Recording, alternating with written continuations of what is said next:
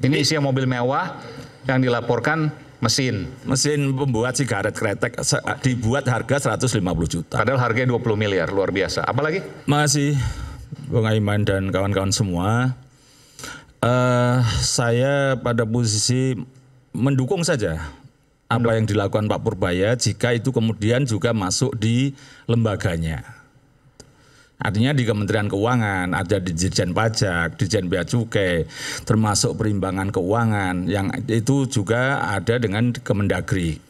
Seperti isu kemarin dana bagi hasil itu termasuk yang dipotong. Itu apakah benar itu hak lo itu? Kalau dana alokasi khusus, dana alokasi umum DAK DAU boleh itu dipotong. Dana bagi hasil untuk daerah. Iya itu ada undang-undangnya, Undang-undang HKBD, jadi hubungan keuangan pusat dan daerah. Itu ada prosentasenya, terutama dana bagi hasil untuk migas, untuk tambang juga. Itu hak ya? Iya hak, itu nggak bisa dipotong. Bahkan sampai pada posisi kemarin saya diminta ke Cepu untuk daerah-daerah penghasil migas, terus juga ke Kalimantan Timur, itu sampai di angka 60%. Tapi itu kan zaman Menteri Keuangan sebelumnya. Enggak, sekarang ini yang kemarin isu keuangan daerah yang dipotong besar-besaran. Bukan. Itu kan mengendap, ada dua hal kan. Kalau dana bagi hasil itu kemudian dikurangi karena ini saya sempat diundang oleh Menteri Keuangan sebelumnya, waktu itu dipanggil beberapa wartawan ya. Karena dianggap bahwa tidak semuanya berbentuk tunai. Sebagian disampaikan, ini disampaikan waktu itu ya oleh Bu Sri Mulyani, sebagian disampaikan dalam bentuk pembangunan jembatan dan sebagainya. Jadi dikembalikan langsung bentuk fisik. Bukan begitu, sudah diatur dalam Undang-Undang HKBD tahun 2022 itu hak daerah, dana bagi hasil. Bisa tambang, migas, kebun, itu memang sudah haknya. Ketika dikurangi itu melanggar undang-undang HKBD, itu loh. Jadi ini tidak bisa dirangkai bahwa kemudian mengendap, bukan itu. Hak daerah untuk mendapatkan itu karena dia misalnya tambang seperti Blok Cepu, itu kan juga yang mendapatkan dampak negatifnya kan mereka. Sehingga dikasihlah dana bagi hasil kecil loh, Bang. Itu hanya 6% segala macam. Itu dikurangi dari kemarin itu misalnya 120 miliar tinggal 60. Rata-rata separuh minimal itu. Dan akan pakai apa lagi bangunnya. Jadi itu yang ingin saya katakan, kita dukung aja, enggak apa-apa. Dalam pemahaman, ya kalau itu haknya daerah berikan.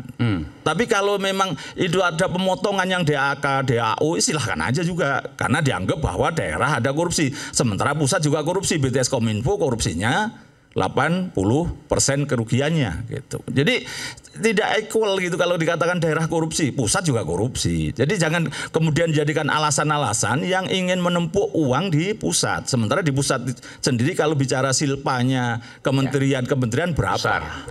Gitu loh. Jadi fair gitu aja. Jadi misalnya ini saya ingin berikan masukan pada Pak Menteri Purbaya gitu. Kita tanyakan nih. Ya. Oke, kita tanyakan di layar. Oke. Ya, mana? Silakan Mas. Oke, apa ini? Yang Mercy mana?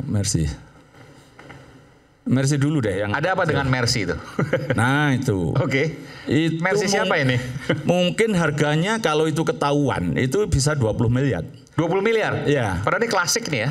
Iya, karena itu pernah dipakai James Bond waktu syuting film. Tahun berapa itu? 80-an? Iya 90-an lah. 90-an. Oke.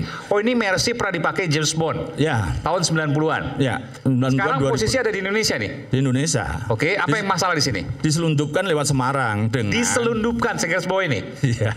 Diselundupkan lewat Semarang. Oke. Ya itu bulan Maret 2023. Artinya data-data Anda punya dong. Siapa yang menyelundupkan dan lain sebagainya. Oh saya yang bongkar kok. Oke. Loh kasusnya harusnya di penegak hukum dong sekarang. Enggak begitu ceritanya. Gimana? Jadi itu dengan dokumen. Ada penyelundupan, tapi kasusnya nggak di penegak hukum. Gimana? Saya jelaskan dulu. Silakan. Jadi itu diselundupkan dengan dokumen mesin untuk membuat sigaret kretek yang harganya kira-kira 150 juta. Kalau biaya masuk karena ini sebagai produksi 5%, berarti itu ya 5 juta tambah 2,5, 7,5 juta aja. Jadi setelah saya bongkar ternyata dokumennya itu adalah alat pembuat sigaret kretek. Ya. Dokumennya, padahal isi dalamnya Mercy. Ya, betul. Oke. Terus kemudian saya bongkar, kemudian cara penyelesaiannya ini dianggap barang tidak bertuan, terus dilelang laku 2 miliar. Wow. Ya sebenarnya saya bisa menghasilkan 2 miliar kalau saya bisa nagih, tapi bisa kalau itu dibuka semua bahwa pernah, ya harganya bisa kalau dilelang beneran bisa 10 sampai 20 miliar. Artinya maksud saya ini Pak Purbaya harus membersihkan. Bentar. Ini menarik. Ini menarik. Harganya bisa berapa tadi? 10 sampai 20. Kalau dilelang lepas ya lebih bisa 10 sampai 20 miliar. Ya karena ini menarik nih. 10 sampai 20 miliar. Ya. Oke. Masuk ke sini, saya katakan deh dengan bahasa gampangnya, dibuat abu-abu supaya terjadi lelang. Betul nggak? Ya enggak, tadinya kalau nggak kebongkar itu ya cuma cukup bayar 5 juta tambah 2,5, 7,5 juta ada plan aja. A, plan B. Ya, itu kan ketahu karena saya bongkar aja kemudian dilelang. Akhirnya dilelang 2 miliar.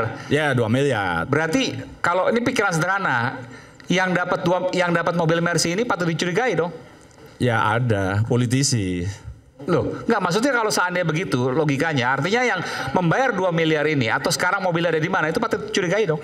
Iya, bahkan diduga juga ya sebenarnya yang dia pengimpor sebenarnya gitu. Karena kemudian perusahaan kecil di Jawa Tengah itu yang mengimpor itu harusnya kan di blacklist. Enggak di blacklist juga karena dia memang hanya dipakai namanya. Artinya di sini Anda bukan menuding ya, Anda menyampaikan, ya boleh menuding lah, boleh saya katakan, bahwa ada permainan kalau penyelundupan bea cukai di sini.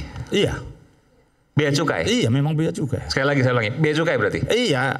Ya artinya anggap aja orang nakal nyelundup bea cukainya nggak tahu. Misalnya kan begitu. Dan itu nggak mungkin? Ya rasanya kan ini 90% nggak mungkin sebenarnya.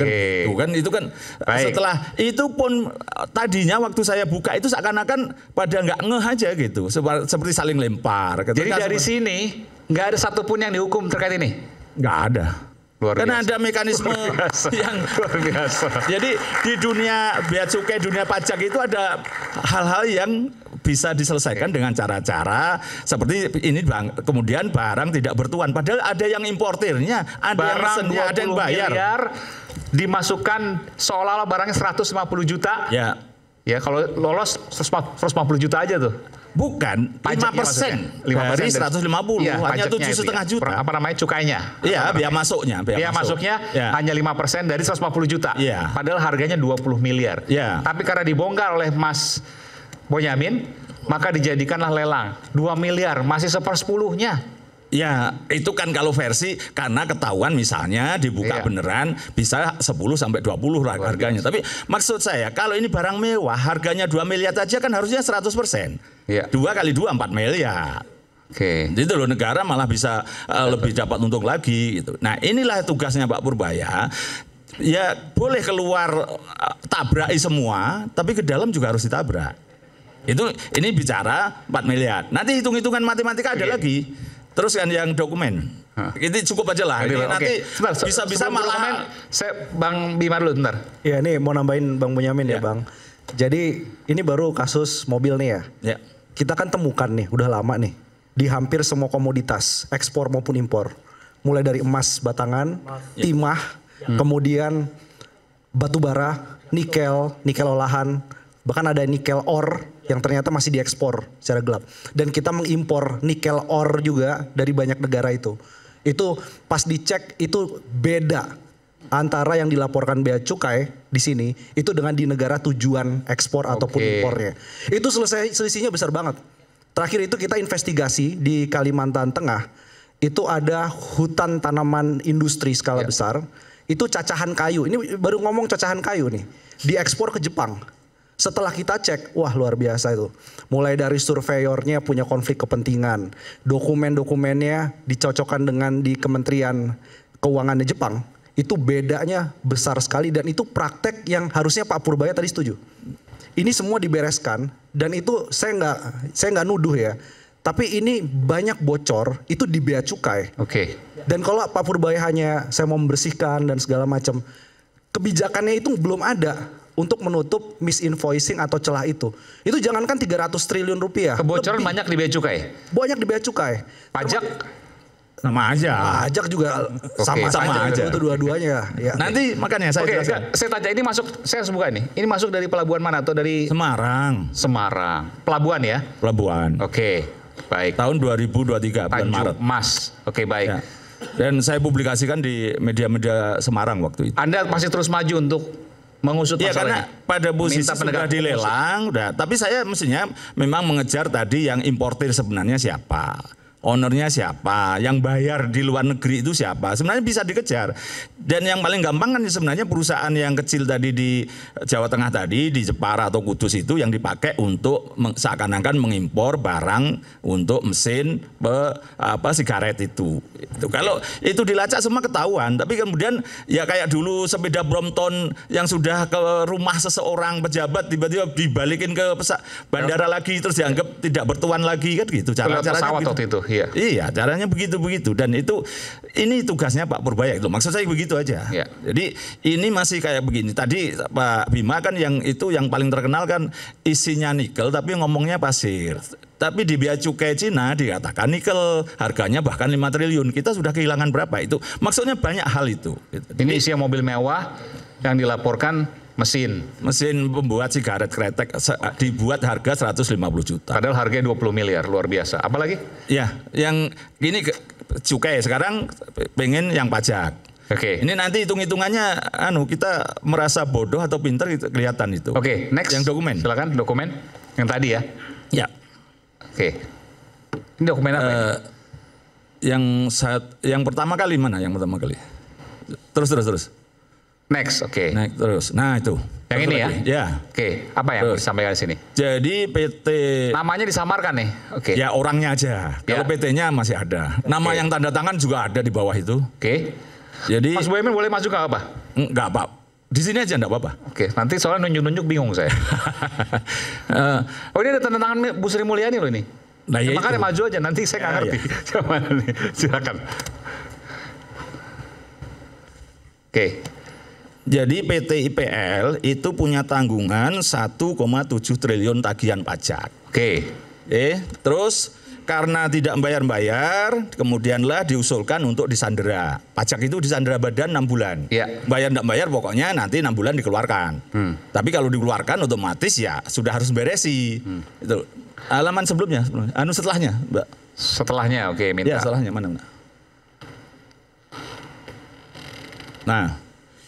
Ini terpotong di atasnya. Izin menyandera.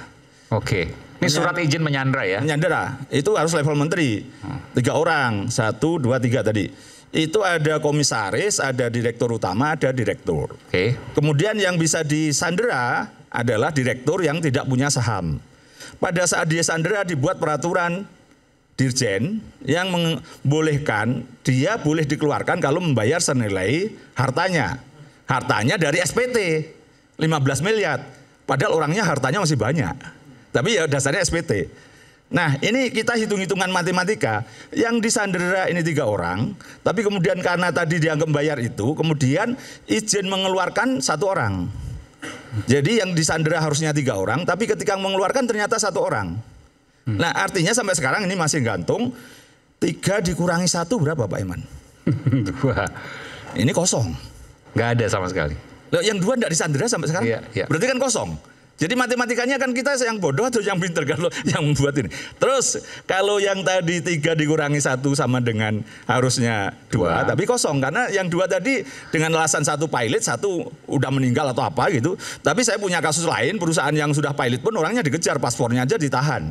Disandera di blacklist tidak bisa bepergian. Artinya seharusnya dilakukan penindakan, tidak dilakukan penindakan. Ya kan yang 1 sudah disandera, yang 2 kan disandera.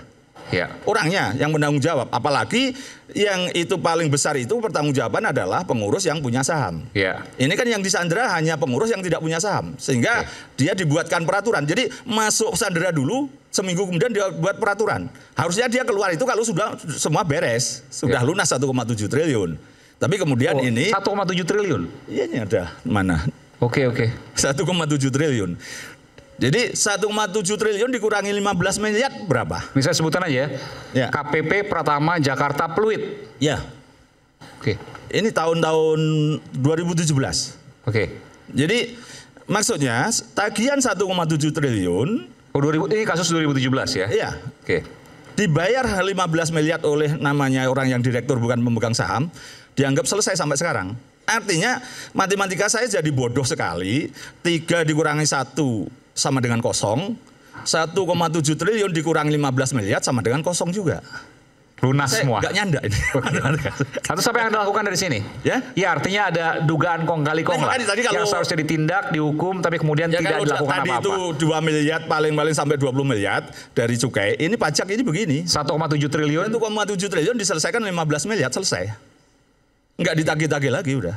Pajaknya artinya maksudnya gini. Saya ingin menjelaskan, yang besar-besar inilah harusnya yang dikejar. Harusnya mereka bayar pajak 1,7 triliun. Ya, tapi cuma dibayar 15 miliar, lunas selesai. Semua. Lunas. Dianggap lunas karena tidak dikejar lagi. Sementara hari ini saya membayar denda itu 11,8.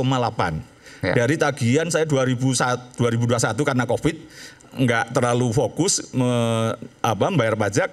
2 tahun atau 3 tahun saya kurang bayar pajak 60 juta. Terus terkait ini apa yang Anda lakukan? Nah, ini saya masukkan Pak Purbaya.